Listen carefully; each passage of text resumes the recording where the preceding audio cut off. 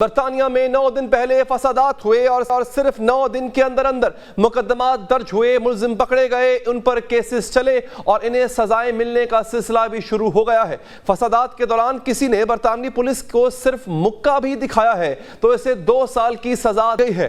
یہ موضوع ہمارے پروگرام کا حصہ ہے۔ وزیر اعظم نے بے بسی سے اعتراف کر لیا ہے کہ وہ غریب آدمی کو مہنگائی اور مہنگی بجلی سے فوری آزاد نہیں کرا سکتے، لیکن ہمارے وزیر اعظم سے کچھ سوال ہیں، وہ بھی پروگرام میں آگے چل کر پوچھیں گے۔ لیکن پہلے بات ہوگی بانی تحریک انصاف کے الٹیمیٹم کی۔ پاکستانی سیاست 9 مئی کے واقعے کا 1 سال گزر جانے کے بعد بھی وہیں کھڑی ہے جہاں 9 مئی کے روز کھڑی تھی، یعنی پاکستانی سیاست کا محور 9 مئی ہے۔ فوج اور حکومت 9 مئی کے ملزمان کو سزا دینا چاہتی ہے، کسی قسم کے رعایت سے گریز کی پالیسی پر گامزن ہے۔ آج وزیر اعظم، army chief general Asim Munir اور بانی چیئرمین تحریک انصاف نے 2 مختلف مقامات پر گفتگو کی، مگر تینوں کی گفتگو گھوم پھر کر 9 مئی کی جانب ہی اشارہ کرتی ہے۔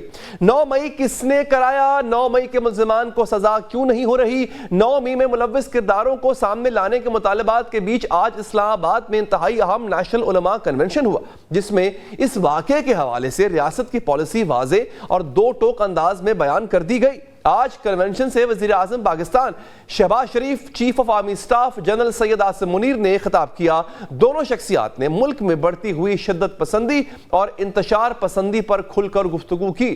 وزیر اعظم نے نام لیے بغیر پاکستان تحریک انصاف کو تنقید کا نشانہ بناتے ہوئے کہا کہ سوشل میڈیا پر شہداء کی بے حرمتی کی جا رہی ہے۔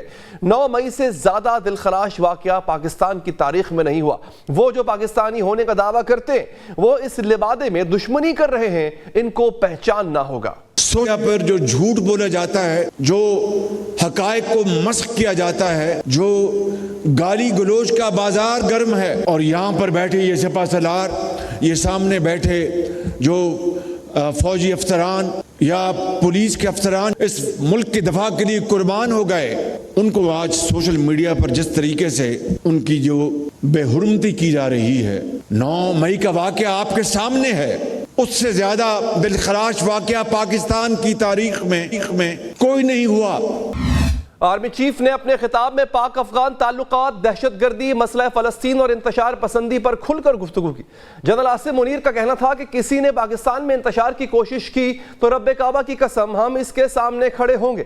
آرمی چیف نے کہا کہ دنیا کی کوئی طاقت پاکستان کو نقصان نہیں پہنچا سکتی کیونکہ یہ ملک قائم رہنے کے لیے بنا ہے۔ اس پاکستان پر لاکھوں عاصم منیر، لاکھوں سیاستدان اور لاکھوں علماء قربان، کیونکہ پاکستان ہم سے زیادہ ہم ہے۔ انہوں نے کہا کہ ہم لوگوں کو کہتے ہیں کہ اگر احتجاج کرنا ہے تو ضرور کریں لیکن پرامن رہیں۔ آرمی چیف نے کہا کہ سوشل میڈیا کے ذریعے انتشار پھیلایا جاتا ہے۔ سوال یہ ہے کہ ملک میں انتشار کون پھیلا رہا ہے؟ فوج ملک میں کسے انتشار کا باعث سمجھتی ہے؟ اس حوالے سے چند روز قبل DGISPR میجر جنرل احمد شریف چودھری کھل کر اظہار کر چکے۔ ایسے سیاسی دولے کے لیے صرف ایک ہی راستہ کہ وہ صدقے دل سے معافی مانگے قوم کے سامنے اور یہ وعدہ کرے کہ وہ نفرت کی سیاست کو چھوڑ کے تعمیری سیاست میں حصہ لے گا۔ ادھر آج بانی تحریک انصاف نے بھی ایک بار پھر کھل کر 9 مئی کے واقعات میں ملوث افراد کی CCTV فوٹیجز سامنے لانے کا مطالبہ کیا ہے۔ ساتھ ہی انہوں نے دعویٰ کیا تھا کہ اگلے 2 ماہ میں موجودہ حکومت کا دھڑن تختہ ہونے والا ہے۔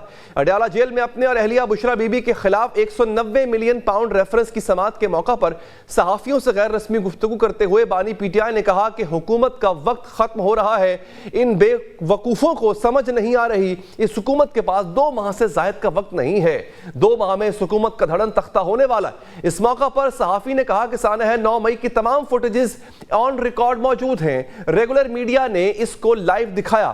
آپ کے لوگ کہتے رہے کہ فوج نے ریڈ لائن کراس کر لی، آج ہم آپ کی ریڈ لائن کراس کریں گے۔ آپ کے لوگ سوشل میڈیا پر فوٹیجز چڑھا کر پراؤڈ فیل کر رہے ہیں، اس پر آپ کیا کہیں گے؟ جس پر بانی تحریک انصاف نے کہا کہ 9 مئی کے واقعات میں PTI کے لوگ نہیں تھے، آگ لگانے والے ہمارے لوگ نہیں تھے، کوئی اور لوگ ہیں جنہیں میں جانتا ہوں. صحافی نے پوچھا کہ ذوالفقار علی بھٹو کو پھانسی پر چڑھا دیا گیا, بے نظیر بھٹو شہید ہوئیں, نواز شریف کو اقتدار سے نکالا گیا, لیکن ان جماعتوں نے جی ایچ کیو کے سامنے احتجاج کی کال نہیں دی, تو آپ نے ایسی کال کیوں دی؟ اس پر بانی پی ٹی آئی نے کہا کہ پرامن احتجاج کرنا ہمارا حق ہے. میں نے سب کو پرامن احتجاج کا کہا تھا. میں نے کہا تھا جب مجھے پکڑے تو آپ نے جی ایچ کیو کے سامنے پرامن احتجاج کرنا ہے. بانی تحریک انصاف نے سوال کیا, میں کیا پاگل ہوں اپنے لوگوں کو فوج پر حملہ کرنے کا کہوں؟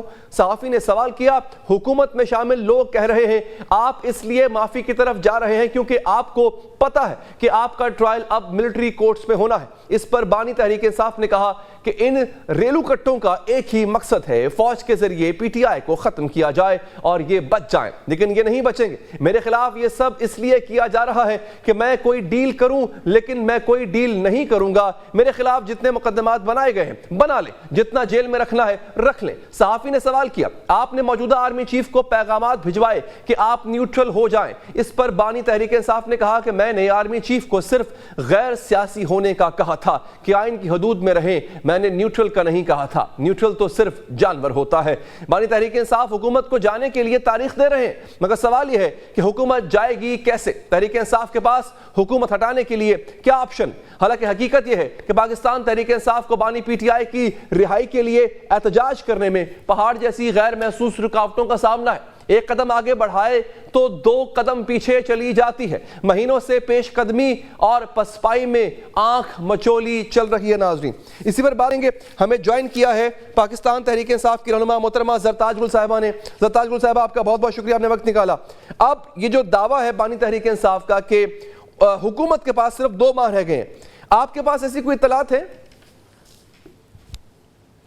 Thank you Ali Haider, thank you for inviting me. بات صرف 2 منتھ کی نہیں ہے. بات اصل میں یہ ہے کہ کسی بھی حکومت کو کے لیے, کسی بھی حکومت کو اپنی پالیسی دینے کے لیے اور عوام کے اوپر حکمرانی کرنے کے لیے عوام کا مینڈیٹ چاہیے ہوتا ہے. عوام کا مینڈیٹ اس پی ڈی ایم کی حکومت اور especially P M L N کے پاس نہیں ہے.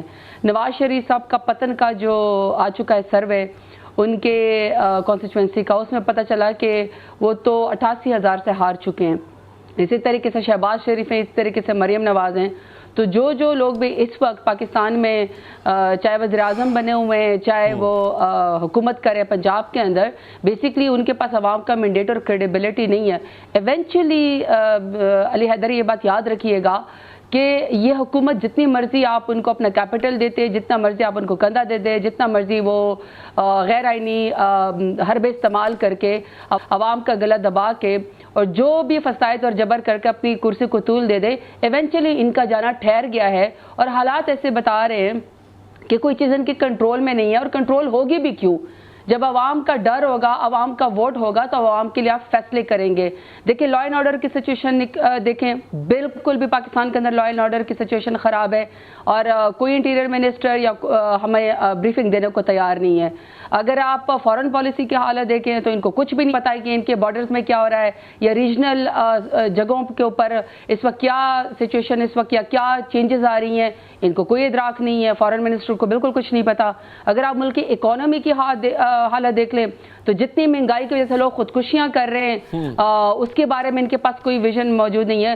تو ایونچولی اس حکومت کا جانا ٹھہر گیا ہے, کیونکہ ان کے پاس ووٹ کی طاقت نہیں ہے, عوام کی طاقت نہیں ہے, پذیرائی ان کے پاس نہیں ہے, ویژن ان کے پاس نہیں ہے. اور جھوٹے لوگ ہیں جو 17 سیٹوں والی جماعت زبردستی 180 سیٹوں والی جماعت کے اوپر فوقیت لے کے بیٹھے ہوئے ہیں, یہ زیادہ دیر چلنے والا نہیں ہے.